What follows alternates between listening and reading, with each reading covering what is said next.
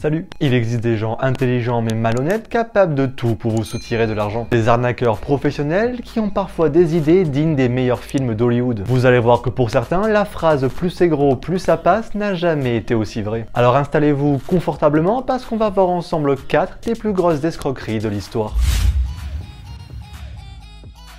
Oui, vous avez bien lu, il y a vraiment quelqu'un qui s'est dit « je vais vendre la Tour Eiffel ». Ce quelqu'un, c'est Victor Lustig. Et cette idée de vendre la Tour Eiffel, ça vient pas de nulle part. On est en 1925, donc pas longtemps après la fin de la Première Guerre mondiale et en plein milieu des années folles. À cette époque, l'État français a beaucoup de mal à entretenir la Tour Eiffel. Pour rappel, elle a été construite en 1889 pour l'Exposition universelle de Paris et à la base, elle ne devait pas rester longtemps. Si on ne l'a pas détruite, c'est parce qu'on a pu s'en servir pour installer une station d'observation et des antennes d'abord à usage militaire. Ce coûteux problème de rénovation va pousser un journaliste à écrire un article qu'il va conclure par « Devra-t-on vendre la Tour Eiffel ?» Quand Victor Lustig lit cette phrase, il a l'idée de monter une escroquerie de grande envergure, vous l'aurez deviné, vendre la Tour Eiffel. Pour ça, il va se faire passer pour un haut fonctionnaire et pas n'importe lequel. Le directeur général représentant du ministère des PPT. Plus c'est gros, plus ça passe, comme je vous disais. Il va créer de fausses appels d'offres qu'il va ensuite envoyer aux 5 plus grandes entreprises de récupération de ferraille. Évidemment, ça les intéresse, on parle quand même de la Tour Eiffel. La rencontre entre les 5 ferrailleurs et Lustig a lieu dans le luxueux hôtel de Crillon à Paris, connu à l'époque comme étant un lieu de rencontre entre diplomates et politiques. En termes d'endroit pour gagner en crédibilité, tu peux pas vraiment faire mieux.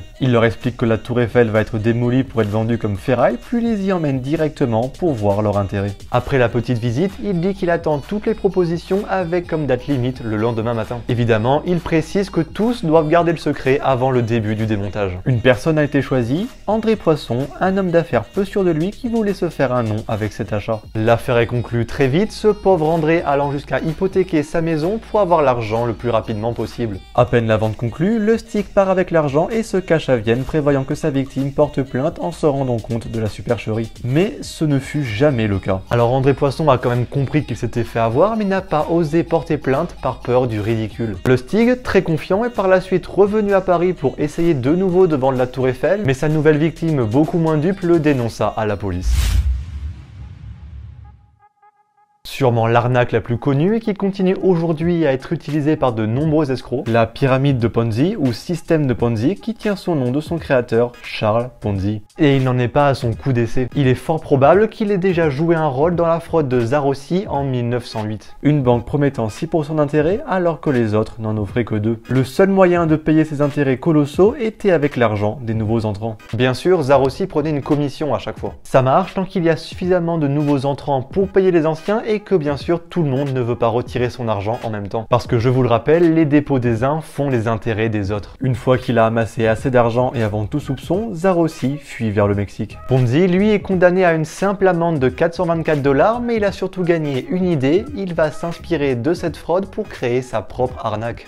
Enfin, pas tout de suite, puisqu'il va d'abord aller en prison pour avoir falsifié la signature du directeur de l'agence Canadian Warehousing dans le but de payer son amende, avant d'être de nouveau condamné pour avoir essayé de faire rentrer illégalement des ouvriers italiens aux États-Unis. Décidément, il ne s'arrête jamais lui. Et il ne s'arrête tellement jamais qu'à peine sorti de prison en 1919, il retourne à Boston pour créer sa propre escroquerie, la fameuse pyramide de Ponzi. Comme on en parlait tout à l'heure, il s'inspire de la Banca Zarossi de 1908 mais va pousser le concept beaucoup plus loin. Il promet un intérêt de 50% au bout de 90 jours. Carrément oui. Officiellement, les profits venaient de la spéculation sur les coupons-réponses internationaux. Évidemment, au début, ça marche. Les nouveaux entrants étant bien assez nombreux pour payer les intérêts des anciens, plus bien sûr la commission de Ponzi. Tout ça va durer jusqu'en août 1920, quand, après une enquête de l'État, faut dire que 50% d'intérêt, ça passe pas inaperçu. Il est arrêté et condamné à 5 ans de prison. Au total, c'est plus de 40 000 personnes qui auraient investi pour un total de plus de 15 millions de $.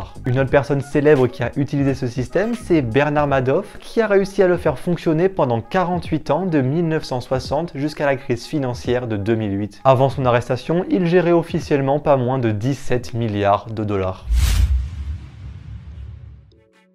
Bon, bien que reconnu comme un des plus grands faussaires de l'histoire, Anne van Meegeren n'a jamais fait ça que pour l'argent. Lui, il voulait vraiment qu'on reconnaisse son talent de peintre. Han, il grandit dans les années 20 en Hollande et il va très vite être doué et estimé pour son talent, sauf par les critiques d'art. Et ça va vraiment le mettre en colère. En 1928, il achète un tableau de Frans Hals et il le restaure dans le but de le revendre sur le marché. Il veut le faire passer pour un authentique, tout le monde se fait avoir, sauf le critique le plus connu de l'époque, Abraham Bredius. Encore une fois, un critique va l'empêcher de faire ce qu'il veut. Il va alors avoir l'idée de créer de faux tableaux de maître tellement parfaits et identiques que même les critiques se feraient avoir. Le but de tout ça? Les humilier et démontrer son talent. Il va passer 4 ans à se perfectionner pour finalement réussir à créer de parfaits faux tableaux de Vermeer. Tout est parfait, la même technique, la même peinture, les mêmes toiles, il va même faire vieillir artificiellement les tableaux pour donner plus de crédibilité. Aucune technique à l'époque ne peut détecter que ce sont des faux. Absolument tout le monde va se faire avoir. Il va donc continuer à vendre ses faux tableaux pendant des années jusqu'à devenir très riche. Il va cependant commettre une erreur. On est en 1939 et un de ses intermédiaires va vendre un tableau au maréchal nazi Göring contre 200 toiles bien authentiques saisies dans les musées de Hollande. Sur le moment, pas de problème, mais à la Libération, les autorités vont très vite le retrouver et le condamner pour collaboration. Marchander avec des nazis, c'était pas très bien vu à l'époque, surtout quand il est question de leur vendre du patrimoine culturel. Ne voulant pas être condamné pour ça, il va tenter le tout pour le tout et avouer qu'il avait en fait vendu un faux, réussi à duper le maréchal Göring dans le but de récupérer les tableaux saisis et parfaitement authentiques. Pour prouver ses dires, il va peindre devant tout le monde une copie parfaite d'un Vermeer. Absolument tout le monde va le croire. Il devient alors une sorte de héros populaire et n'est condamné qu'à 1 an de prison. Prison qu'il ne fera même pas puisqu'il va mourir d'une crise cardiaque le 30 décembre 1947.